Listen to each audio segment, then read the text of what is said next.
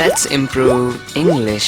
Hello everyone, आप सबका स्वागत है लेट्स इम्प्रूव इंग्लिश चैनल पर। फ्रेंड्स, इस वीडियो में भी आपके इंग्लिश इंप्रूव होने वाली है। इस वीडियो में मैं आपको कुछ ऐसी बातों की इंग्लिश बताने वाला हूँ, जैसे वो चोट लगते लगते बचा, उससे गहरी चोट लग गई, गहरा घाव हो गया, उसके हाथ में मोच आ गई, या फिर हमें कहना हो कि उसे करंट लग गया। यानी इस तरह की बातें डेली लाइफ में इस तरह की बातें हमें करनी पड़ती हैं। तो इन्हें इंग्लिश में कैसे कह सकते हैं, आप इस वीडियो से सीखने वाले हैं। और क्या बताऊं, इस वीडियो को मैं दूसरी बार रिकॉर्ड कर रहा हूं। पिछली बार रिकॉर्ड किया, पूरा होने ही वाला था कि लाइट चली गई। अब सारे वीडियो दोबारा रिकॉर्ड करनी पड़ रही है। तो फ्रेंड्स, बड़ी मेहनत लग रही है। तो फ्रेंड्स, इस मेहनत का फायदा उठाएं, इस वीडियो को एंड तक जरूर देखना, आपको बहुत कुछ सीखने के लिए मिलेगा। तो फ्रेंड्स, शुरू करते हैं। इससे पहले कि दोबारा लाइट ना चली जाए, वो चोट लगते लगते बचा, इसे कह सकते हैं he narrowly escaped injury. So injury का मतलब यहां पर होता है चोट। Any kind of damage or harm to your body can be called an injury. So उसे आप इंजरी कह सकते हैं। किसी भी तरह की चोट जो लगती है उसे इंजरी कहते हैं। नैरोली का मतलब बिल्कुल जरा सा वो बचा है, एस्केप किया है उसने। एस्केप मतलब वो बच गया। He narrowly escaped injury, that means he was going to get hurt but he narrowly escaped. घाव ने मेरी बाजू पे एक निशान छोड़ दिया, इसे कहेंगे the wound left a scar on my arm. So wound का मतलब होता है जख्म या फिर घाव। It left what? It left a scar. Scar मतलब जब चोट लग जाती है, उसके ठीक होने के बाद वहां पर निशान रह जाता है, उसे हम इंग्लिश में स्कार कह सकते हैं। किसी भी घाव या जख्म को हम वुंड कहते हैं। Wound is a kind of injury. The wound left a scar on my arm. तो इंजरी तो किसी भी टाइप के डैमेज को हम इंजरी कह सकते हैं। जो बॉडी में डैमेज होता है, कोई हार्म होता है, उसको इंजरी कहते हैं। उसमें से एक टाइप की इंजरी है जख्म या फिर घाव, जिसे हम कहते हैं। फ्रेंड्स, हर सेंटेंस से आपको कुछ ना कुछ सीखने के लिए मिलेगा और आपको बिल्कुल भी इस बात की चिंता करने की जरूरत नहीं है कि किसी वर्ड को या किसी फ्रेज को आप कैसे सेंटेंसेस में यूज करेंगे, जो मैं आपको बताऊंगा, क्योंकि ऑलरेडी ही मैं उनको सेंटेंसेस में यूज करके ही बताऊंगा। तो फ्रेंड्स, देखते हैं। मेरी चिंता मत करो, ये तो बस एक छोटा सा कट है। हम कभी कभी ऐसे बोलते हैं ना, हिंदी में भी हम ऐसे ही बोल देते हैं, इंग्लिश वर्ड का यूज कर देते हैं हम कि ये तो छोटा सा कट है, चिंता मत करो। Don't worry about me, it's a small cut. यहां पर जो आपको इट्स दिख रहा है, ये एक्चुअली में इट इज का शॉर्ट फॉर्म होता है, जिसके अंदर एपोस्ट्रोफी लगाया हुआ है और एस लिखा है, जिसका मतलब it is a small cut. It's a small cut, don't worry about me. आपके माथे पर तो गहरा घाव है। जब हम कहना चाहते हैं कि घाव गहरा है, we have another word in English, you've got a gash on your forehead. You've got a gash. A gash is a deep wound, यानी गहरा घाव है, गहरा जख्म है, तो हम उसे गैश कहते हैं। You've got a gash on your forehead.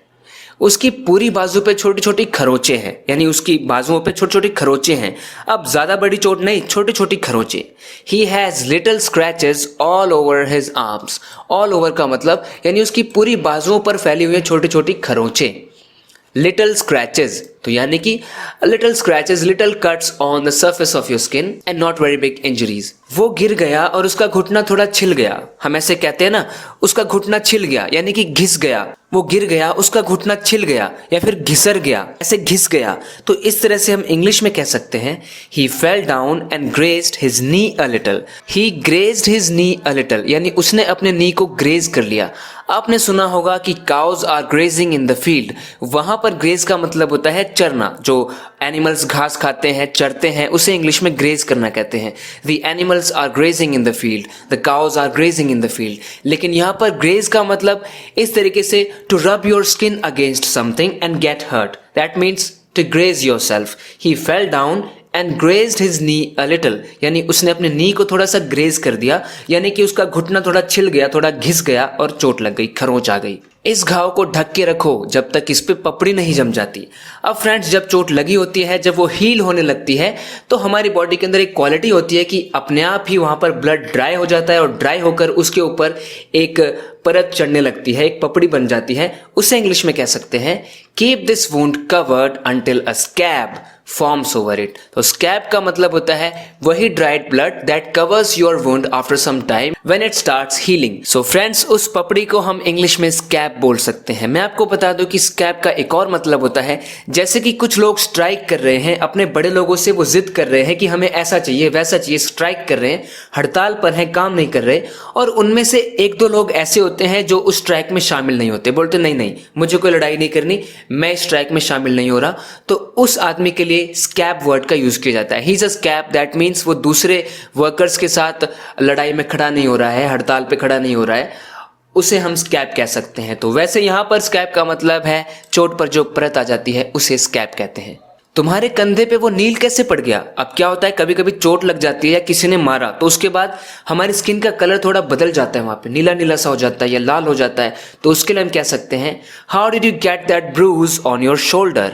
So that mark is known as a bruise, यानी उस मार्क को, उस निशान को ब्रूज कहते हैं, यानी कि जहां से स्किन का कलर बदल जाता है, थोड़ा सा पर्पल या ब्लू हो जाता है, तब हम कहते हैं। ब्रूज को एज अ वर्ब भी हम यूज कर सकते हैं, जैसे कि I fell off my bicycle and bruised my shoulder, यानी मैंने अपने शोल्डर को ब्रूज कर लिया। कैसे? I fell off my bicycle, यानी मैं अपने साइकिल से, मैं अपनी बाइसिकल से गिर गया, एंड ब्रूज्ड माई शोल्डर, और मेरे शोल्डर पर ब्रूज आ गया, यानी चोट लग गई और ये निशान पड़ गया, ये नील पड़ गया। नीला है या लाल है, जैसा भी है, स्किन का कलर नॉर्मल से बदल गया है तो कहेंगे वो एक ब्रूज बन गया है वहां पर, उस पार्ट ऑफ द स्किन पर। तुमने अपना हाथ कैसे जला लिया? How did you burn your hand? Simple, how did you burn your hand?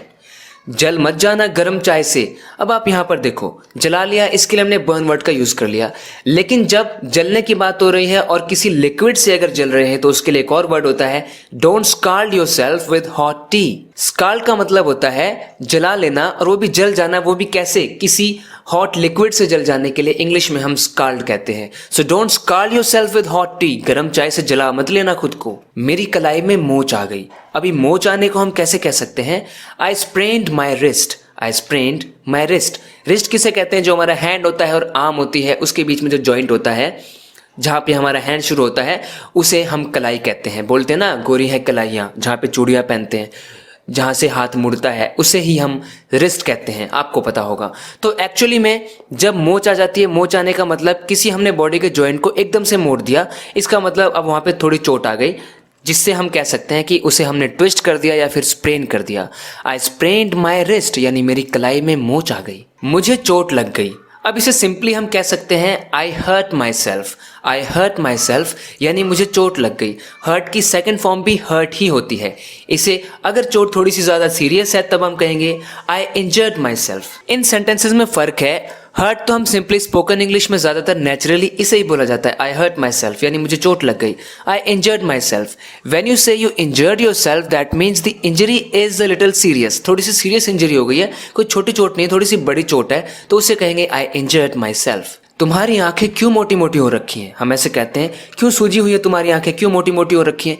इसे इंग्लिश में कैसे कहेंगे?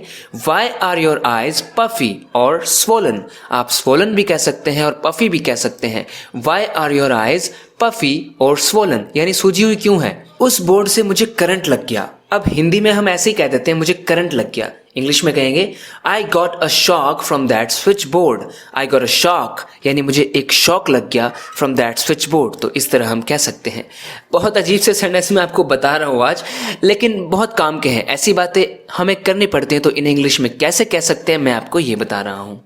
मेरी उंगली में सुई चुभ गई, तो मैंने कुछ दिन पहले ही एक वीडियो में बताया था, लेकिन इस वीडियो में मैं इसी तरह की बातें कर रहा हूं तो फिर से बता रहा हूं।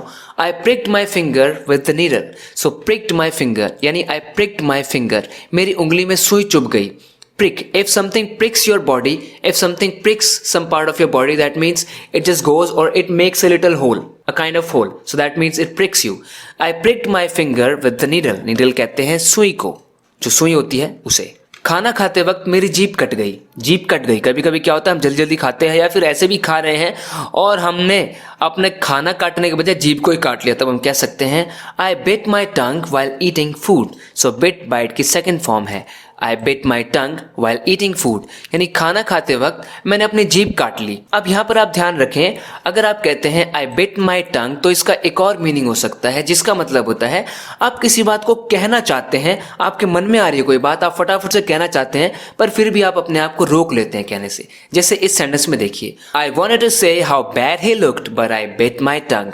सो यहाँ पर आप देखिए आई बिट माई टंग, यानी यहाँ पर मैंने अपने आप को रोक लिया। मैं बताना चाहता था उसको कि वो कितना खराब लग रहा है, बेकार दिख रहा है, पर मैंने अपने आप को रोक लिया, बुरा लगेगा उसे, अच्छी बात नहीं है। So I bit my tongue, I wanted to say how bad he looked but I bit my tongue. आज की वीडियो में इतना ही। आशा करता हूँ आपको इस वीडियो से काफ़ी कुछ सीखने के लिए मिला होगा। इसी तरह से अपनी इंग्लिश को इम्प्रूव करते रहने के लिए इस चैनल को सब्सक्राइब ज़रूर करना अगर आपने अभी तक नहीं किया है तो। ओके फ्रेंड्स, मिलते हैं नेक्स्ट वीडियो लेसन में। Till then take care and bye bye.